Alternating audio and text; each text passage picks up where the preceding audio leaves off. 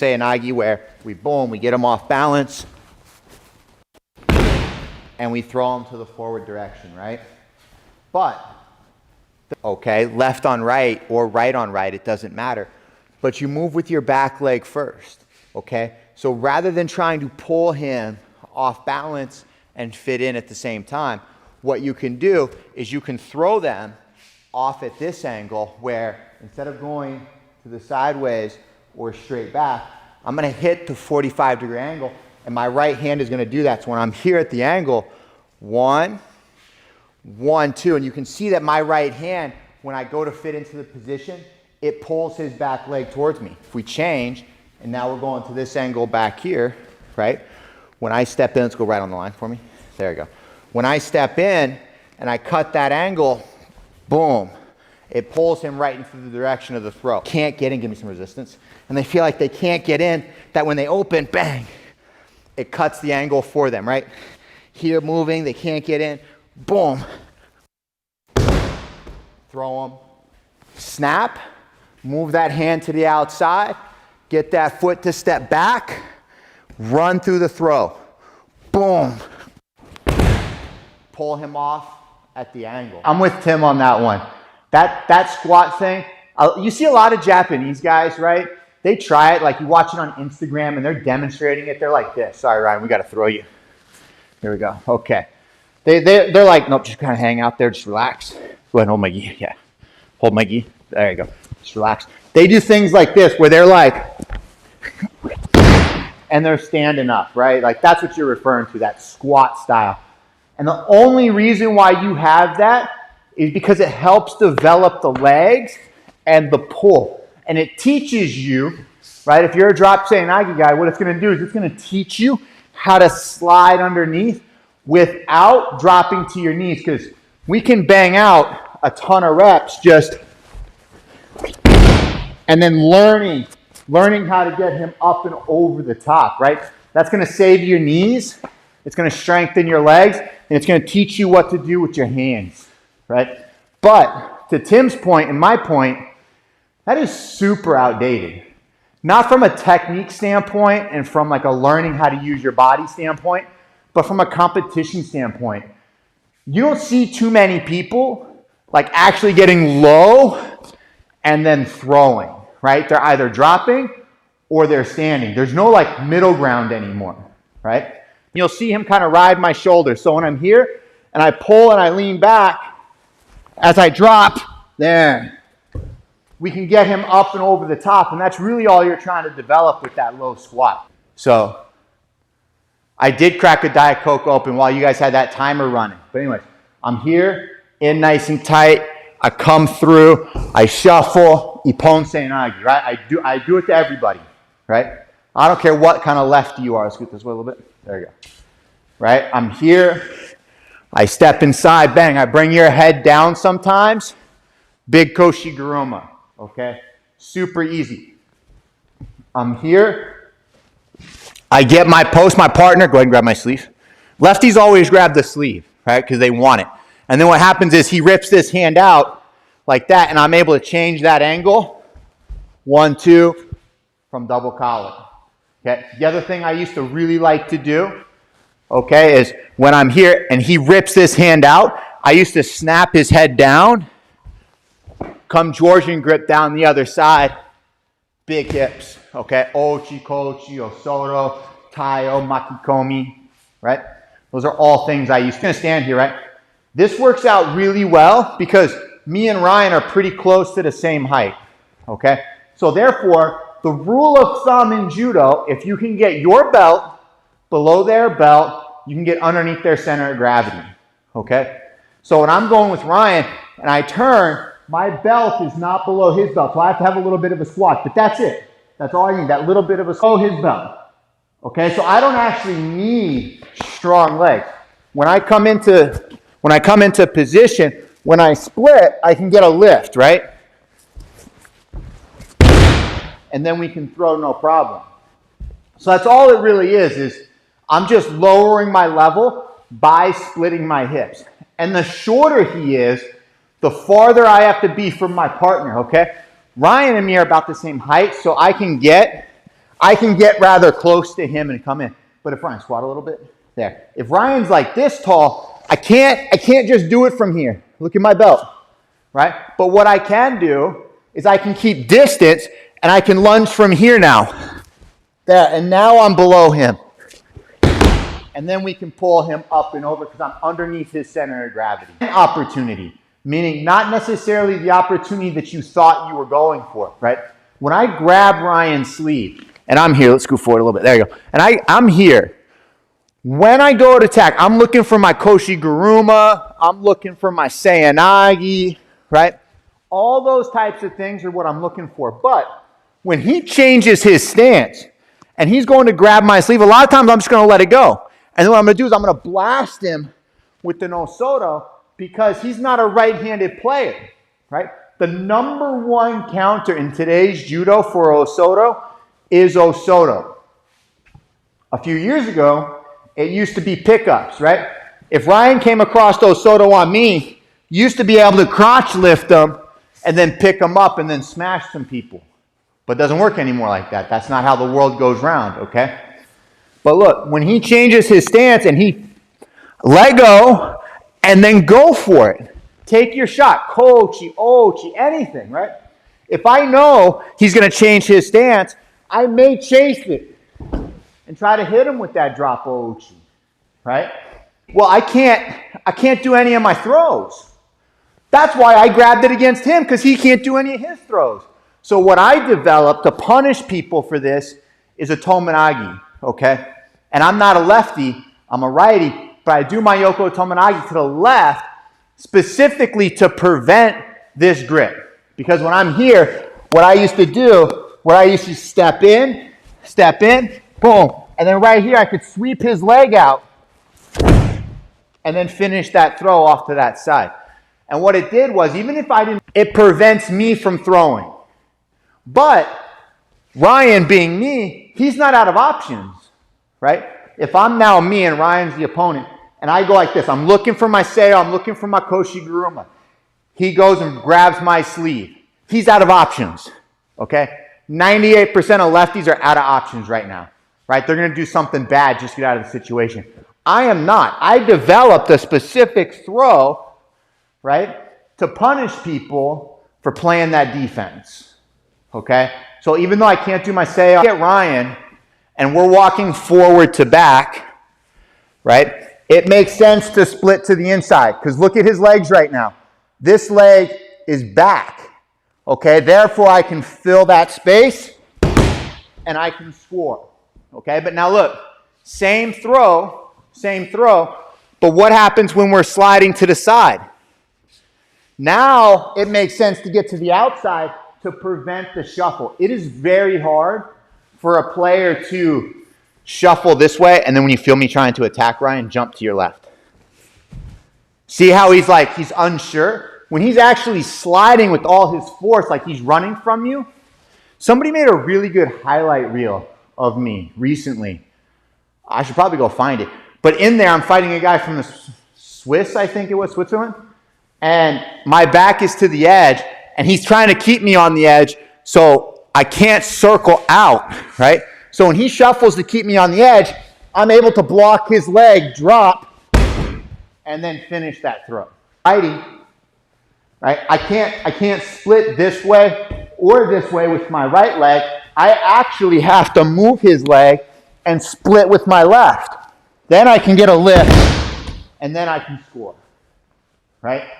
So that, it's so dependent upon your opponent's position and movement. And even to his butt, and then passed in order to throw with their nage. So you just have to pay attention to that. So before I do the throw,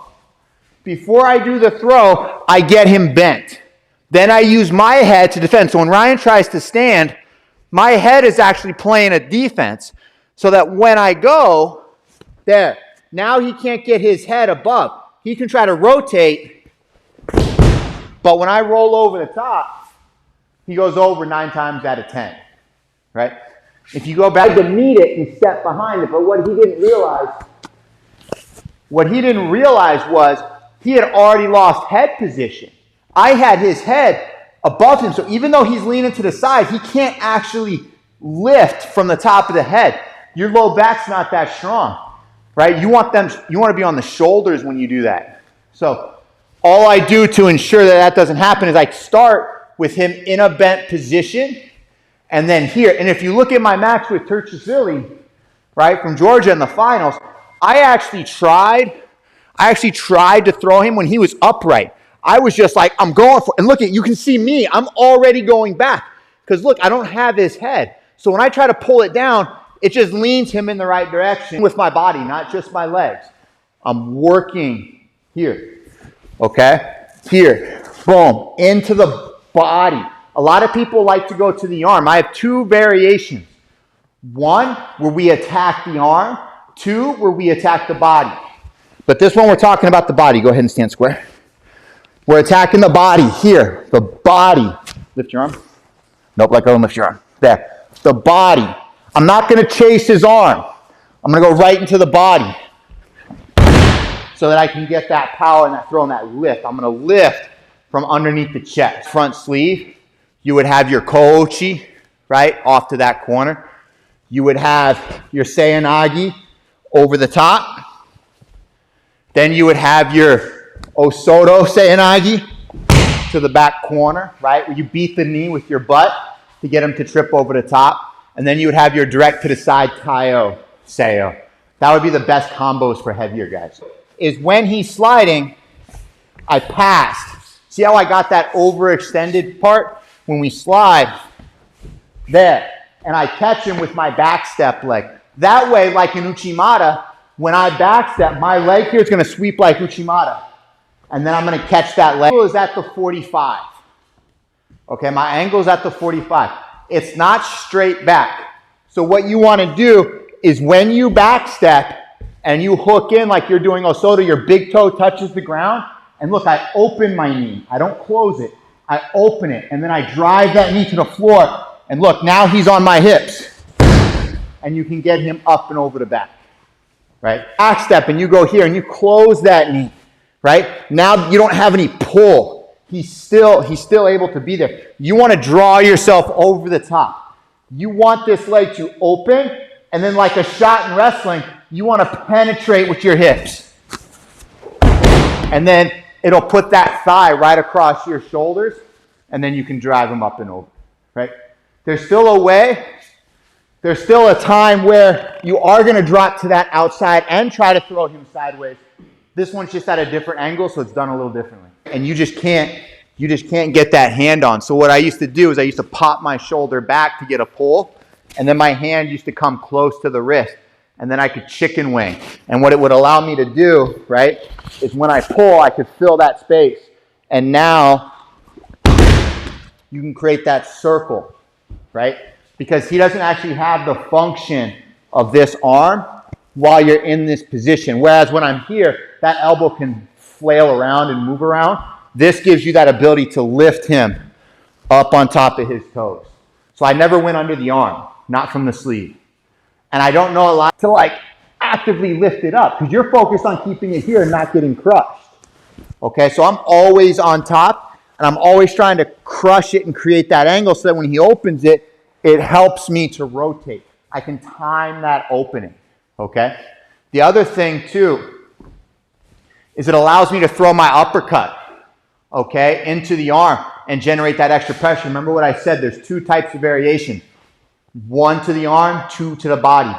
The one to the arm is when they flinch inward and not outward and open. So sometimes when I break this down and then flex, when I release it, stay down. There, that happens, right? Where you do all that work to get it down and then you pull and you release it, but the arm stays here. That's where that uppercut, boom. Look at it. See how I moved him? Because he's flexed. I go right to the elbow and I pull. I throw that uppercut and I use my whole body to hit him with it. So when I'm here, when I split, boom, together. See how I stand him up? I stand him up. And now that his elbow is so high, even when he tries to squat down to the ground, it doesn't matter. Remember this rule of thumb. If you're going to take anything away from this. If his chest is on my back and I put my back on the floor, His back has to be on the floor, right? I don't care how tall, how short, none of it matters, right? And I go like this, and now Ryan, go ahead and drop down to your knees. Yeah, and I'm trying to throw him, right? If I can get his chest to my back, and now I can drive, I can get his back to the floor with my back to the floor, right? Watch out, Ryan. I might fall over. When I'm here, right, with my laces down, but my toes live where my knuckles are here, I feel like when I pull up, I can get that same spring as when I'm here, right? I get to that same position, so my power output is identical. But what I've allowed myself to do with my drop is to go from flat up to toes live, and then I can drive and get that same distance. For Ippon Seoi-nage, yeah, sure, Simon. So here, I'll go straight on. I'll do a couple in both directions. So go ahead and stand square. There you go. Relax. Always got to make sure my partner's relaxed.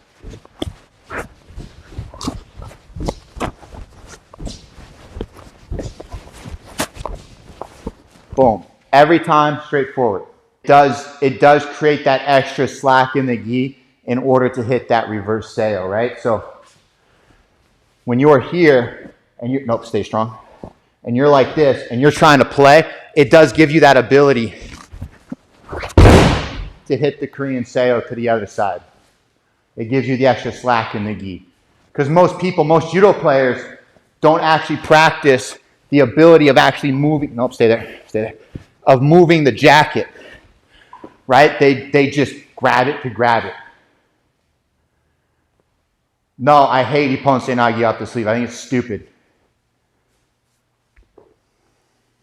We got a couple more minutes. What I do is I practice my skip step. And the big thing is making sure this elbow is closed, right? So you would open, close the elbow. Open, close the elbow. And then off the wrong side for the finish. I like two hands on the same collar. That's usually the one I think is the highest percentage. Just here, just move him and then whip him into position. So from here, I'm going to leave my right foot where it is and I whip him. Now it's top of the triangle and then we enter. For me, that's the easiest. Something. Right, but then anyways, I would get my thumb, put your hand up to the camera, my thumb in the meat. Okay, only my thumb. Don't put your hand here, because if he grabs your hand, it's going to be hard to get out. What you want to do is put your thumb in here so that you can roll his hand out as you step across. Then we could fit in, pick him up, and then throw him. That was my favorite version for Ippon Seoi-nage. My favorite drop seo was done against lefties, okay? Where I would actually beat them to the inside, but I'd have a terrible inside grip. I wouldn't be up here, because if I was up here, I was mauling them. So I would actually get to the inside, keep your elbow in. There you go. Sleeve, and then stand your ground. There. So, and I would be down here, but I would be inside and be kind of useless. So what I would do is I would shrug and dance. There. And see how I create this big opening here on the side? Now when I square up, boom, he's open nice and wide. Let's change that angle again so they can see. There you go. So when I'm in here, I open and pull down, and then I open and keep him up. Now that he's open, we can drop underneath. People always wonder, like, well, Travis, how do you get to lift him up? Because if he's squatting, right, it's going to be hard to lift, right? But what I'm going to do is I'm going to split his hip in such a way. Okay, remember, we're paying attention from here down. Okay, I'm going to split his hip in such a way that when I pop my leg to my heel and I step back, you'll see this leg kick out and you'll see Ryan fall off balance. Now look, I'm here. Look at my foot. This one right here. I'm starting off the center of the triangle, remember? That way when I back step, my right foot is dead center inside his leg. Turn a little bit. You're a little crooked to the camera. There you go. Okay? Boom. That way, when I come through with this leg here, see how it's behind his leg? That way it's brushing it. Super important detail, okay? So if you have like a roommate or somebody, even if they don't do judo, all they got to do is be able to stand there because you want to make sure you're brushing that leg with your leg so that when you're in a good position, right? And you're here, when you pop, there. See how he kind of like lifted up? One which is more of a lifting style. Seotoshi, Taitoshi, Seoinage style throw, where when I backstep and I come through, my hand elevates so I can punch, right? I feel like I can lift from here, like I got a kettlebell, and I'm gonna lift up into the air. When my hand's inverted, I don't like this. This is a downward motion for me. I want an upward motion. So when I can lift, I can get that extra height well above my body and then bring my partner around sideways. There we go, head back. I wanna slide through to the back. So when I go through, stretch legs. When I go through, I'm in the front, and when I stab, my hip beats this line. Okay, that's the important part. I leave enough space where I can sheet to that inside and then slide. And then my hip comes across and I'm in a good stable platform. Okay, scoot this way. Pops up, I can slide through and I can get nice and low into that position so that I can get a good solid lift, hip in thing, right? So when I feel like I've been hip checked, okay, at least twice, never once, at least twice, I show it. I show it, right? Like I wind up for this. Because when I wind up, he gets ready to hip check, and then boom, I change the angle. I change the angle. And the cool thing about it is, the Osoto doesn't actually have to work, right? I don't have to actually score. He could actually turn out, yeah, and then belly out. So I can load my legs, and then I can hit a big explosive turn, okay? Down, no grip. We're just gonna practice our body mechanics and our motion and how we explode and throw our body weight into this throw. We're here, he's gonna give a little bit of tension, okay? That tension is gonna be pushing me. That way I can practice pushing down and into him and then get that good strong pull. So I'm here, my hand is just making a fist here on the collar, down, and then boom. And you can see my foot kind of turn that corner here, which is the next principle. Let's go take a look at it from this side. Holding on to that heat jacket, you're filling that space nicely, okay? You're jamming, and then you're opening him up so that you can fill the space. Once you're in that space, you can pretty much throw anybody. Getting there, on the other hand, might be challenging. So, my hand and the grip placement here, okay? It's important that my right shoulder is forward the whole time. I don't want to be back here protecting my sleeve from getting caught because it's too far of a distance to come through. Okay, because if I'm way back here and my partner has his hand up, by the time I take this step and I try to come, he's either going to grab my sleeve, I've been punched in the stomach, there, right? If I come in, that hand can just boom, and it'll hit you in the hip, right? And then you're going to get stuck. Whereas if his hand is up and I'm actively looking for it, you can see my shoulder is cheating through that position. So it's a quick rotation. Okay, Ponce Nagi is about speed, not power. Okay? When I'm in this position and my shoulder is forward, I'm partway there. It's such a short distance to get my hand from here to through that hole. We're in here. I'm keeping this hand high. We're in the fight. Maybe I'm touching his hand. That way I can push it away. Heels down. I load it. Big explosion. Hand comes through. And I make sure my back is flat to my partner's chest. From the other angle. Down. Up. Rotate. Catch. Making sure that left foot here is slightly behind that right foot. Down, up, and through. Coming back, down, jamming him, making sure I'm not pulling him, okay? I do it with my body. That's why we practiced originally without the grip. Because when he's pressing here, right, and he's here, press a little bit. Don't lean, just press. There you go. I'm gonna jam him with my body. My shoulder and my chest is doing a lot of the work here, okay? My arm is there to control distance and protect myself. I really want my chest to go to work. So when I'm in this position, don't think you have to pull him in with your left hand. You want to focus on jamming it and then releasing that pressure, and then coming through. Okay, so from this angle, you can see my body load, it loads, and then explodes. Okay, down, up, down. Down, up, down. Ryan, can we get our foot on the horizontal line here? Yeah. Okay, so Ryan is on the horizontal line, which is like, we call a squared off stance, meaning his hips and everything are square to me. That way when I'm learning judo and I'm trying to do backwards and forwards throws, he's already in the plane of off balance. Meaning if I give him a little push, he's got to take a step back to regain balance. Same thing, if I give him a little pull, he has to take a stick. I got to loosen up here.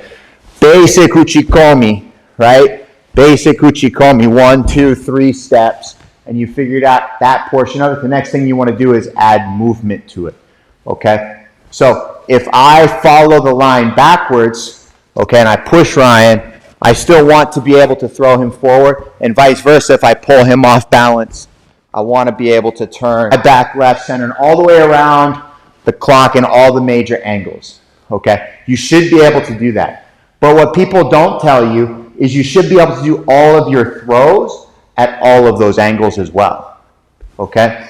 So push that he steps, and then look, he's created an angle, okay? And now remember, I always want to push and pull at the proper angle. So when I create that angle, boom, I can pull him down that line, and he stumbles right into my throw, okay? So if we go back this way, and we use that same thing, boom, right at that angle, I push back up, and I can get momentum. So that bang, boom, get him off balance, cut the corner. Super simple, super simple. Sometimes we use the kochi, which I call a penetration step. We penetrate, and we get him to open up, so that when he does that, I can hit my back step. So by the time this foot, right, let's break this down into steps, okay?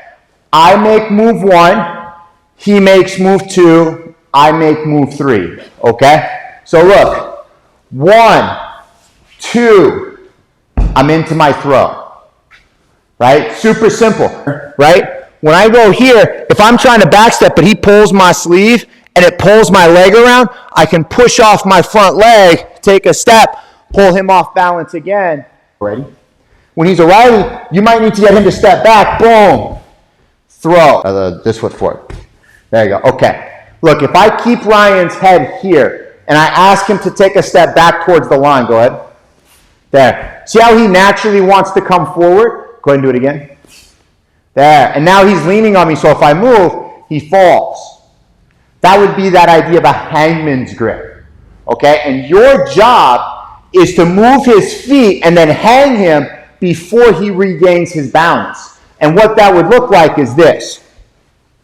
So without yanking Ryan, okay, go ahead and put the right foot forward. What I'm going to do is head up, there you go. What I'm going to do is I'm going to do my penetration step. I'm not kicking his leg out of the way. I'm just stepping and I'm pressing with my body. See that? I'm pressing. Relax a little bit. There you go. Okay, when he goes to take a step back, I have a feel there. And see that little motion with my body, you can see him wanting to step back. What you want to do is you want to force him to step back. Boom, there. And see, I get him off balance. Boom, get him off balance, change the angle. And now he's following. We have 2 right now. We have 2. We have this one, change the angle, right? I have the back corner. Boom, change the angle into the throw. But there's also a couple of others. Okay, I'm walking. What you want to practice is step and load. Okay? Step and load. Pull. Back step. Uchimata. Okay? Doing this in one go. When I'm here and I pull him, I'm throwing him here. Okay, at this angle, this line, okay? It's a big mistake, and it's what a lot of people do is they don't practice throwing at the different angles. I'm not throwing Ryan in front of me. I'm not pulling him behind and then turning and throwing here. I'm throwing right at the corner. So when I'm here, and I slide and pull, boom, right here, right. Let's review. We have one, we change the angle, boom, we attack. We have changed the angle, boom, we push off, we attack. I have a, let's pull him off in the straight direction, boom, pull him past, attack. Okay, there's three. Again, they're all playing good at. Brent, the harai is okay, but use it as an off-balance tool for no-gi, okay? So if I have an overhook, for example, no, grab my back, there you go. If I have an overhook and I'm looking for harai, you want to make sure you backstep, okay, for no-gi specifically. Because what I'm going to do is I'm going to throw right to the Fuji logo, okay? Even though I'm looking right at you, we're throwing to the Fuji logo. As I walk back, push, pull, big turn. And then that right leg can block his leg. So from this angle, off to the side, I have that overhook. 1, 2, big step, and I can pull that foot forward. Now I can block and reap. And then if he steps over and around, boom, back up again, and then go front headlock. And then bring him down to the floor. Okay, face there is here in the jacket. Down, up, tile, open and close, boom, open, close, boom, open, close, right? Seoi-nage, open, close, This is moving a ton because what happens is center point. And look where it is. It's facing in the direction I want to throw. What I'm going to do is I'm going to step up and I'm going to crank Ryan down. I'm going to crank him down. It's the start of that infinity symbol, right? I'm going to crank him down. And then what happens is when I step up, I look and I use my head against his head and I crank him down. Boom, boom, boom, boom, boom, and I turn him. Okay, look, I'm looking this way. Now, with one step, I can back step, I can unload, and I can throw him back. My favorite setup for Uchimata, right on right, okay? It's getting this partner to be square. So, 1, nope, stand righty. There. I pin his head down to my chest. I like fighting from an overhand grip. Makes me feel strong and important, right? Just boom, crush him in. Block his head position. Get a good solid grip. Jam it into his hip, right? I'm pressing it down into the floor. What I'm going to do is I'm going to cut my angle. Boom, push, back step. Let's go this way.